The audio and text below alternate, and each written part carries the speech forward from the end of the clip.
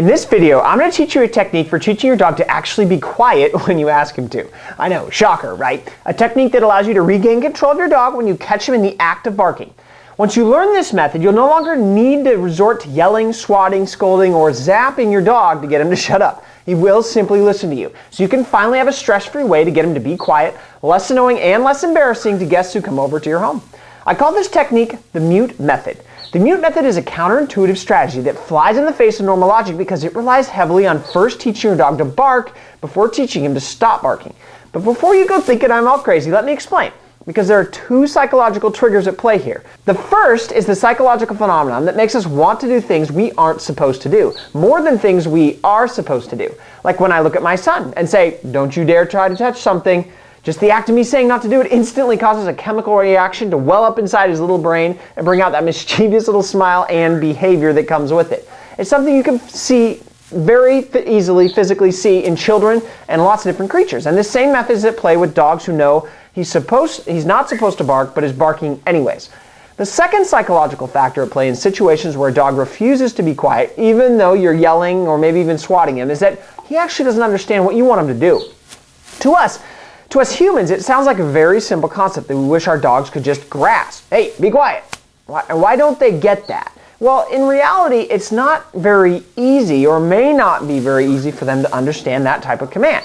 You see, this is one of those areas of science that behavior learning researchers love to dive into. And it's one of the discoveries that they've made is that animals do not grasp what I call nothing concepts well at all. A nothing concept is a concept like zero. If you think about it, try explaining what zero even is. It's kind of tough because it's one of those words that's defined by its own definition. Like zero is when you have nothing, for example, or none. But, well, what is none? I guess it's kind of when you have zero of something. You see what I mean? It's pretty abstract and kind of ends up being a circular logic. It explains itself and doesn't make sense. And as it turns out, shocker, not every species of animals is even capable of understanding what zero or nothing is. Now, I'm not saying it's impossible to teach. I'm just trying to help you realize that it's not actually an easy concept when we as humans think that it is. So it's not easy for your dog to grasp. Why is this important to you in dog barking? Because if you want your dog to learn how to do nothing, as far as, stop barking and do nothing, and that type of behavior, then you need to be very specific with your strategy for training. A strategy that clearly communicates to the dog that the act of stopping his barking is what you actually want him to do. And here's what this process looks like. You have to first do something pretty counterintuitive. You have to get your dog to bark a lot in order to create a training situation where you can practice the stopping of barking. I realize it sounds kind of odd, but if you think about it, how can you start practicing the stopping of barking if the dog's not even barking in the first place? That's like asking a child to stop running in the house and the child never even is allowed in the house ever. He just lives outside. He never gets the opportunity to get behavior right and have you show him what that actually means. It's completely out of context. Well, it's no different with our dogs and stopping barking. So we start by first training the dog to bark on cue. We will then distract the dog while he's barking, reward that act of stopping from being distracted instantly with some kind of reward, and we'll repeat this over and over and over again. Here's a specific exercise you can use to try this mute method on your dog. First, you want to make sure you have a clicker. A clicker is a little sounding device, it's a little box with a piece of metal on it that you can pick up at any pet store or by searching for dog training clickers on Google or almost anywhere online. They're like $1 or $2. They're super helpful for teaching this type of behavioral stuff where you will need to instantly communicate to the dog the precise moment he's done something right. If the clicker is a training tool that you've never heard of before, I'd highly recommend as a starter course, you pick up a copy of my hands-off dog training course over at handsofftrainingfordogs.com, as I have a complete training program over at that website that walks you through all the ins and outs of using a clicker that I just really don't have time to convey in this short little video. The purpose of this clicker is to teach your dog that every time he hears click, he knows with 100% certainty that a reward is coming.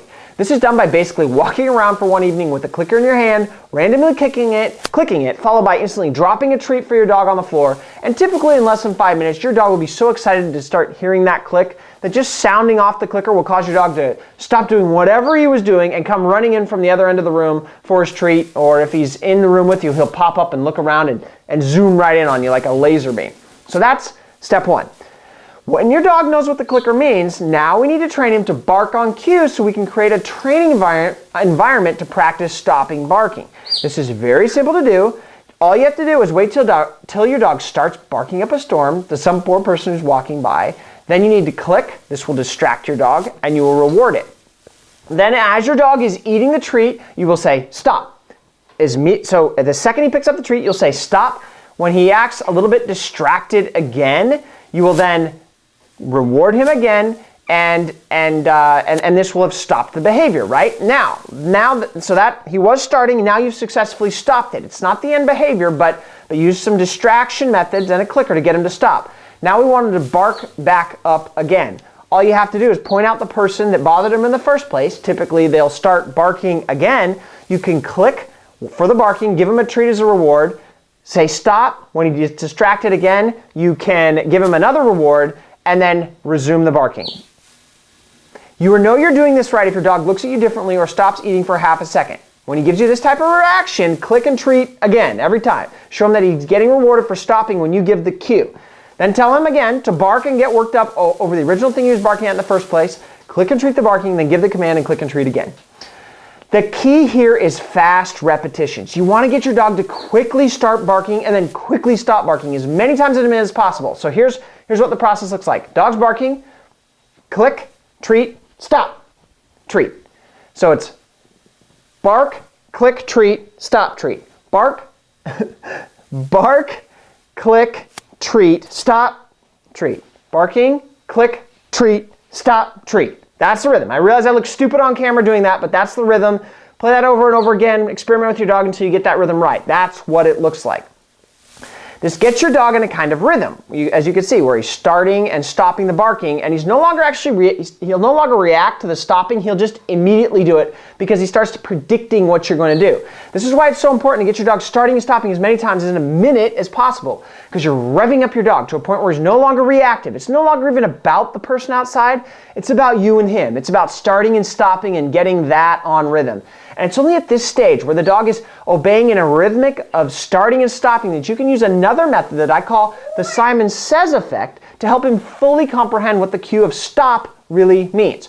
So for right now, this is step one. I'm going to deliver step two to you in a few days from now. But step one, what I want you to do is go practice this drill with your dog. Practice working him up into that rhythmic, almost trance-like obedient state of stopping and starting barking. And then stay tuned for another video that I'll be sending you in a few days that will fully outline how to use the Simon Says effect to finish off this mute method tactic. When you combine this exercise I've just shown you with the Simon Says effect technique I'll be sending you in a few days, you will be able to not only stop your dog from barking on cue, but you'll also have taken the first step towards training your dog to do another cool barking behavior, which is to only bark once. It's a cool behavior. I'll leave it at that for now. Go practice this drill, get your dog revving up, starting and stopping, and then in a few days I'll send you that Simon Says video, and we'll make it so we no longer, with that Simon Says effect, we will no longer need to be using the treats, and we'll just be able to phase in only the stop command, and your dog will stop whenever he wants to. So stay tuned for that video. And in the meantime, if you'd like to get up to speed on clicker training and how to maybe be a little bit smarter, a little bit more tactical as you use it on this method and other areas of your dog's life, go to handsofftrainingfordogs.com. Sorry about that. Click on the link below this video since I've totally butchered the URL. I don't even remember what it is. I'll just put the link below this video. Go check it out. Sorry for fumbling it in here in this video, but this is a cool technique. Go use it. Give me some feedback on how it's working. I'd be happy to answer questions. Looking forward to seeing it work for you. Until next time, happy training.